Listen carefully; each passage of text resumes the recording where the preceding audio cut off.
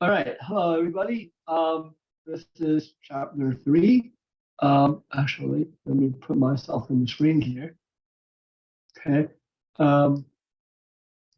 Make sure. Okay, so this is chapter three. So we're talking about cells.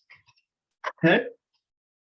Okay, so let's go through this. Okay, there'll be some slides I'm skipping. Those slides that I'm skipping we're not going to cover on the exam. So, but the ones that I do talk about are going to be on the exam. So I'll make sure you understand it. Okay. All right. Um, Cells are the fundamental units of life. Okay, a cell is the smallest unit of life that can function independently. So anything that is a cell can be considered alive. Okay, so viruses, for example, like COVID-19, it's not alive because it's not a cell. So a cell is a fundamental unit of life. And so everything is made up, every living thing is made of one or more cells. Okay. Okay. So most cells are too small to be seen with a microscope. Um, there are things that we barely see, like frog eggs, we can see without a microscope. But in general, um, cells we cannot see. Okay, and then we need to use microscopy to help see. And so I'm not looking into microscopy, so I will skip all these microscopy slides. Okay. All right. One of the things about bacterial cells are actually about 10 times smaller in diameter than most plant or animal cells, but that actually makes it 1,000 times smaller because everything's in 3D. Okay, so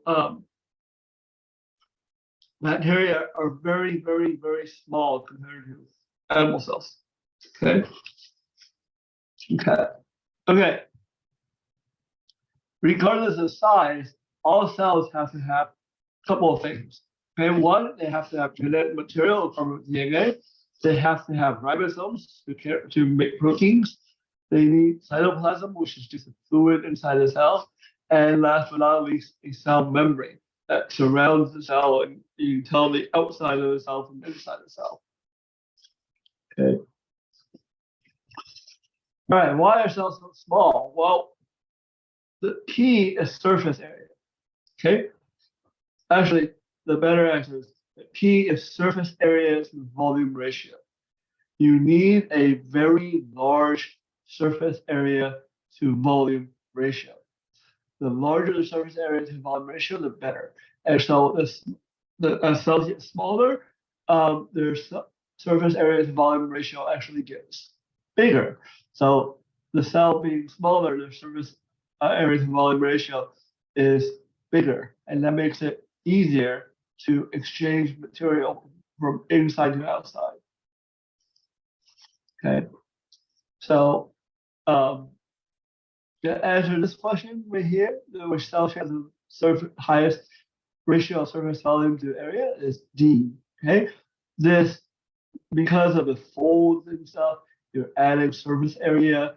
Sorry, yeah, you're adding surface area without changing the volume. So these cells actually, this one and that one has about the same volume, but this one has about double the surface area of that one. Okay.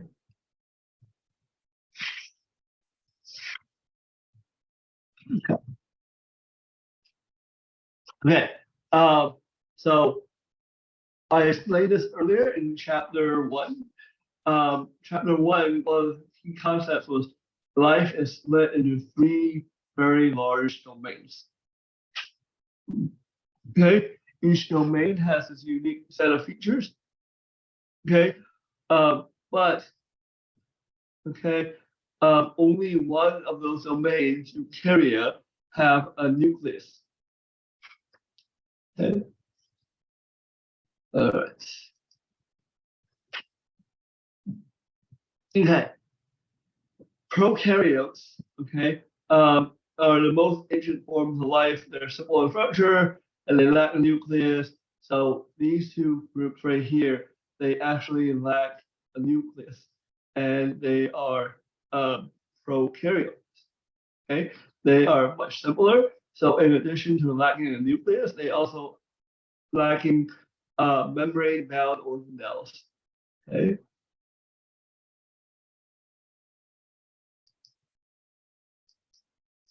Okay. Eukaryotes, okay, evolved billions of years after prokaryotes.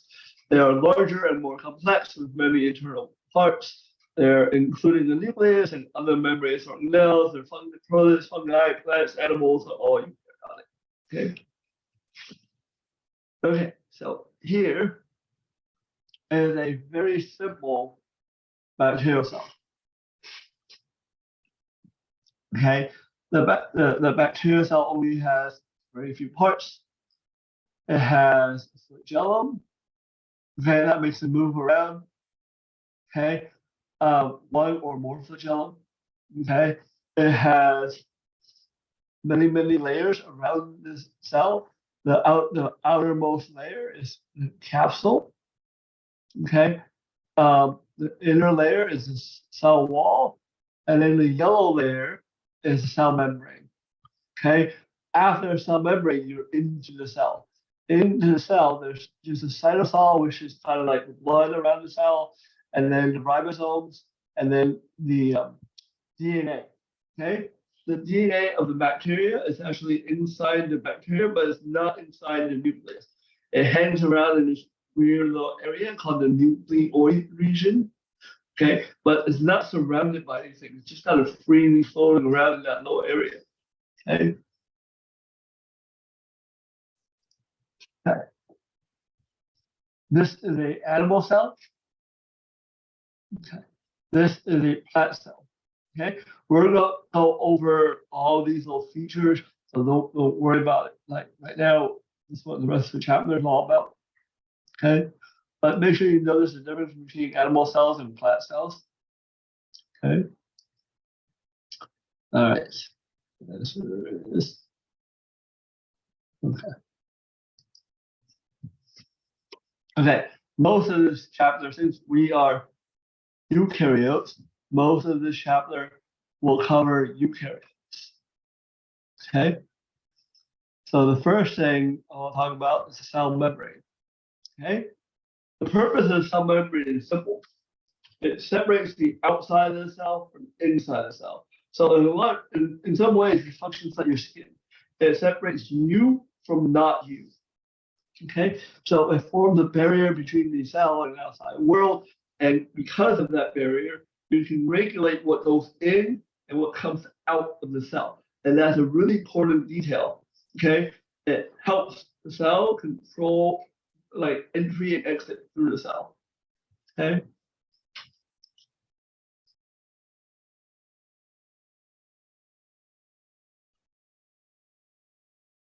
Right. So, phospholipids make up the cell membrane. So the cell membrane is about 50-60% made out of something called phospholipids. Okay. Um, Phospholipids have two parts. Okay. It has a hydrophobic tail and a hydrophilic head. Okay. Hydrophilic loves water. Hydrophobic hates water. Okay. So when you have this, okay, what you'll get is a phospholipid bilayer. And that's what we usually call the cell membrane, phospholipid bilayer. Bilayer, two layers. Okay.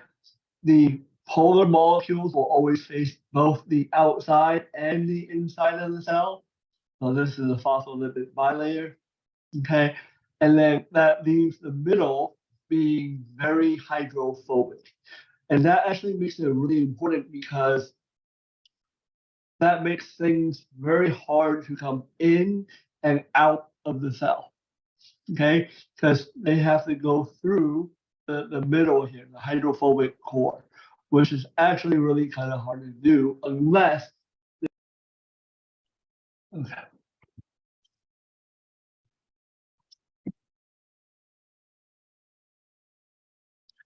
Okay, so the term we use for things moving in and out of the phospholipid bilayer, okay, is selectively permeable. Okay, so it is selectively permeable to lipids and small non-polar molecules. So fats can cross the bilayer very easily. Small non-polar molecules like oxygen or carbon dioxide can also cross the phospholipid bilayer very easily, but almost everything else cannot. Okay. And to take care of this, the cell membrane also, in addition to the phospholipid bilayer, also contains membrane proteins. Okay, the membrane proteins do many different things, and we'll talk more about them in later chapters, especially the enzymes. Okay, but they do many different things, and that's how you interact with the outside world through the proteins on the outside surface of the cell. Okay. On the outside surface of the cell, we also have carbohydrates. Okay, carbohydrates protrude from the outer surface of the cell membrane, and one of the things that it does, it plays a role of cell-to-cell communication. So I know which cells are mine based on the sugar molecules on the outer surface of my cell. My cells will be slightly different than your cells. Okay, the sugar molecules, the proteins will be the same pretty much, but the sugar molecules on the surface will not. And therefore, I know which cells are mine and know which cells are not mine. So if I take your cells and put them into me, my body will reject them based on the sugar molecules. Okay. The last thing that's included in a little bit are steroids. Okay, not the type of steroids that make you stronger, but they're derived from the same source, and that is cholesterol. Okay, if I take just a phospholipid bilayer and the proteins by themselves, what actually happens is the membrane is too soft, it's too fluid, it's too floppy, and the cells can't survive that way. They'll break too easily. And so what happens is we add cholesterol. The cholesterol helps make the membrane a little bit stiffer. Okay, and by making it stiffer, it helps it survive better. Okay, plants do not have cholesterol. Okay, or not very much cholesterol. What they actually use in addition to that is a cell wall. Okay, the cell wall is made out of rigid cellulose fibers. Cellulose fibers are sugars that are not digestible, and they're really strong fibers. Okay, they impart shape, they regulate cell volume, and they actually prevent the cell from bursting. So they provide a framework of where to put the cell.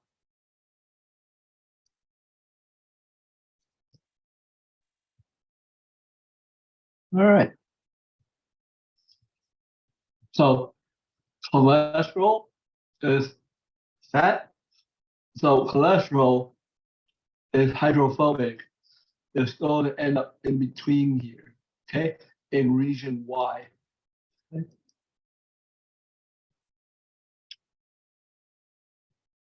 All right. Protein production. Okay. Okay. Our nucleus of the cell, the purpose of the nucleus, okay, of the cell is the recipe for proteins. It contains a nucleolus, which actually synthesizes ribosomes. Okay, so so right here is the nucleus. Okay, RNA is synthesized in the nucleus. Okay, So we convert DNA to RNA in the nucleus, and that's going to be a very important thing we'll talk about in chapter 5 or 6. Okay, we'll learn exactly how that's done. Okay, mRNA is a copy of the genetic information, and it's the recipe. So basically, we think of the DNA like a big recipe book. Okay, when you're cooking, you don't need all the recipes from the recipe book. You only need certain recipes for the recipe book. And those, okay, you copy and you take it out of the nucleus. Okay. Okay. So RNA leaves the nucleus, is transported through a nuclear pore in the two-layer nuclear envelope. Okay, so let me explain that a little bit further. You have a cell membrane. Okay, the cell membrane allows very few things to come in and out of the cell. The nuclear membrane is like the cell membrane, except even tighter regulation. It regulates very tightly what can go in or out of the cell. The only way things leave and enter the cell is through the nuclear pores. Okay, sorry, let me repeat that. The only way things exit and enter the nucleus is through the nuclear pores. Okay.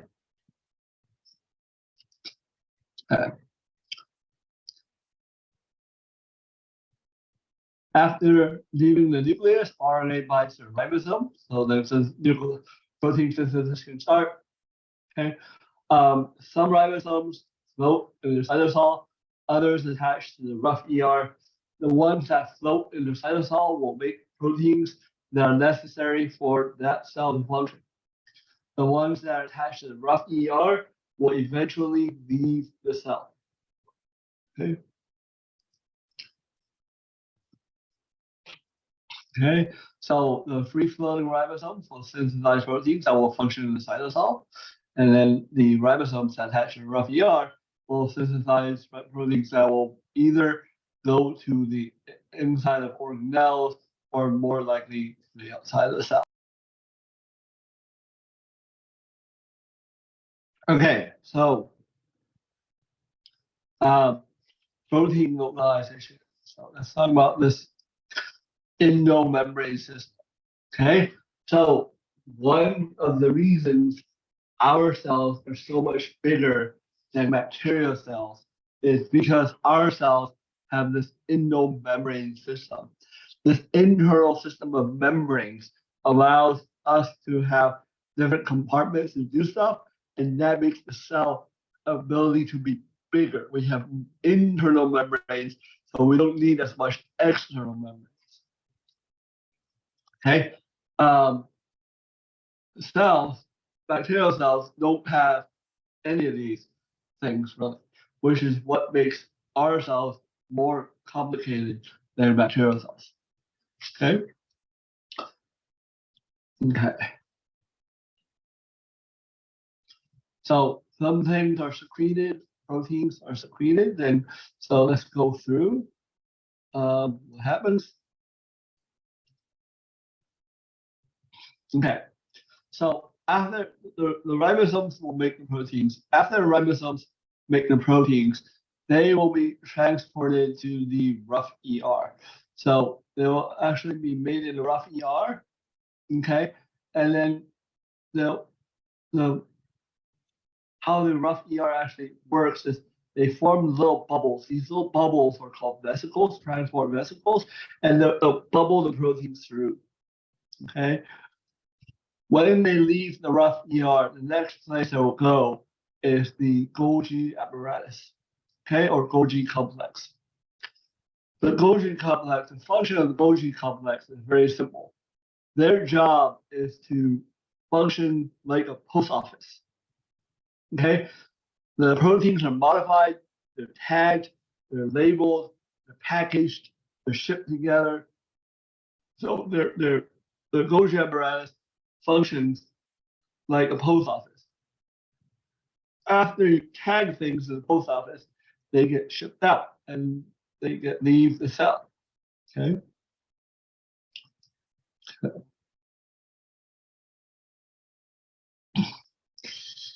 Okay, cellular digestion. Okay, so one of the things that the cell has to do is break down old material. Okay, and that is the job of lysosomes. Okay, lysosomes are like the cellular recycling center. Okay, the function of a lysosome is to break down old material and reuse them again. Okay, so if we have a damaged mitochondria like right here, they get broken down into little bits and we can reuse them again. If cells take in like bacteria and eat the bacteria, they get to break it down and reuse them again. Okay.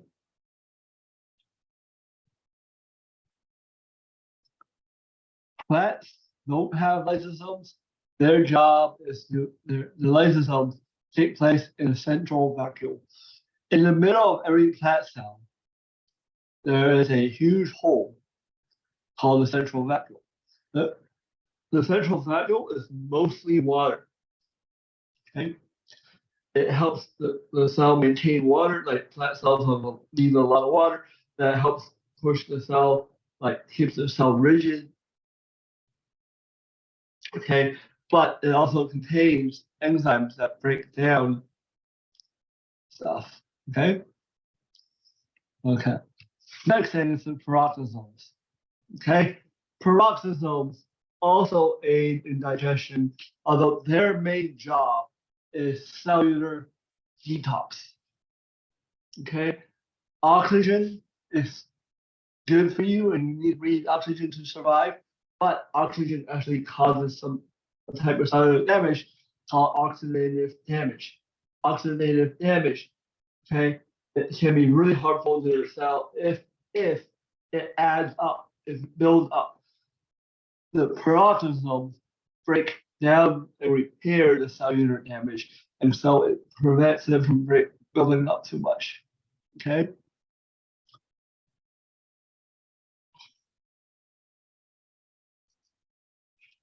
All right.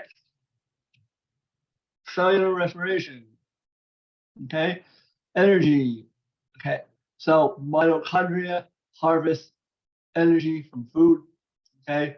So we have these little things called mitochondria. One of the things that almost everybody learns from high school biology is mitochondria are powerhouse of the cell. Um, and it's mostly true. Mitochondria are the powerhouse of the cell. Your mitochondria come from your mother, not your father. Okay, so one of the cool things about mitochondria is that they're kind of like little bacteria that live in the cell, and they have their own DNA, and that DNA comes from the mother. So inside my mitochondria is DNA from my mother, and her mother and her mother, and so we can trace maternal lineages through the mitochondria. Okay.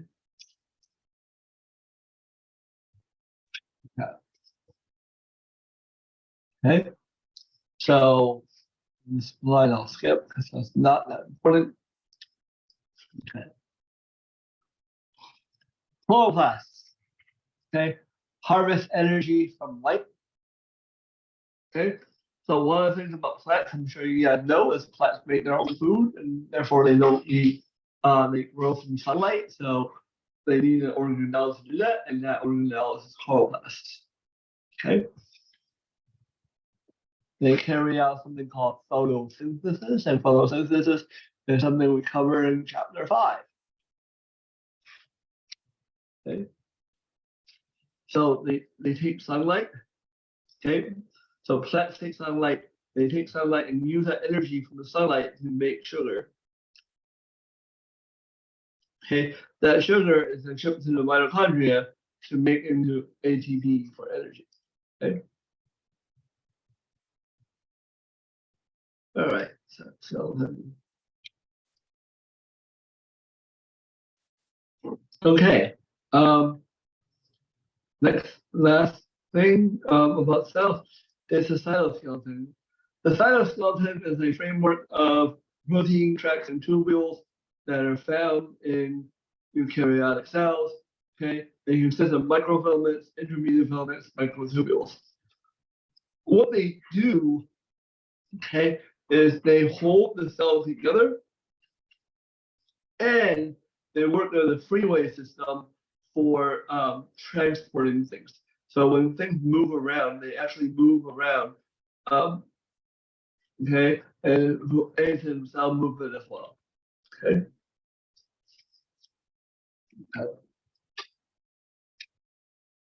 Okay. So some parts of the cytoskeleton can stick out of the cell, and that's what cilia and flagella really are. When they stick out of the cell, the microtubules protrude from the cells, and they actually use them to move. Okay. So for example, I'm sure sperm, you guys are aware, sperm swim and sperm leaves flagella to swim, and then um, cilia actually can move around, and although they don't make the cells in the human move, they actually generate current. They allow for fluid flow, and that's really important in when we talk about anatomy and physiology. Okay.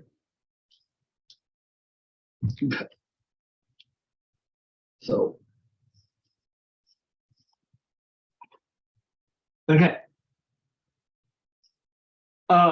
One of the things that cells need to do is communicate with each other to function properly. Okay.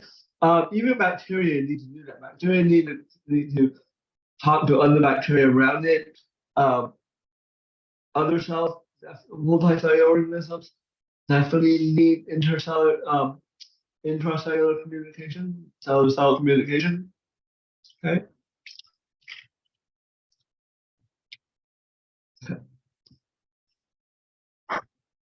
Fat cells communicate through these little holes called plasmodesmata. Okay. These are little holes in the cellular membrane, and they are cell wall, and they actually allow flow between the two, and that's how they do that. Okay. Animal cells are much more complicated. Okay.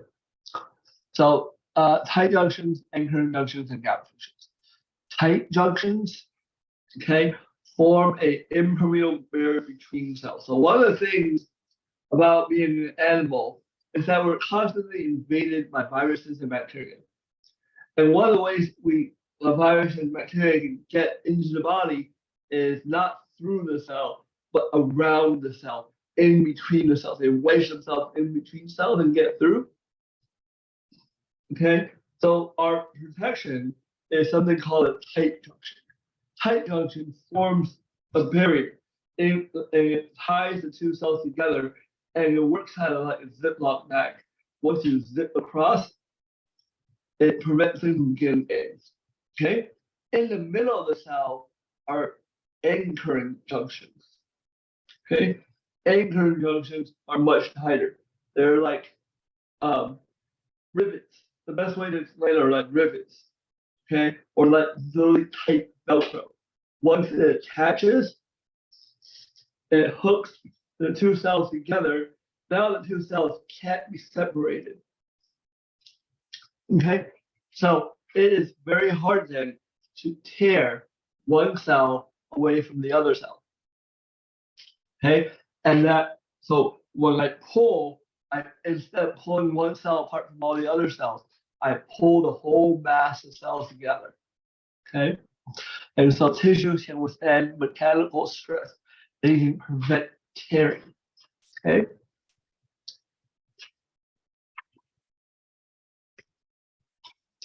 Okay, the last one, gap junctions. Gap junctions allow or tunnels that allow cells to communicate directly with one another.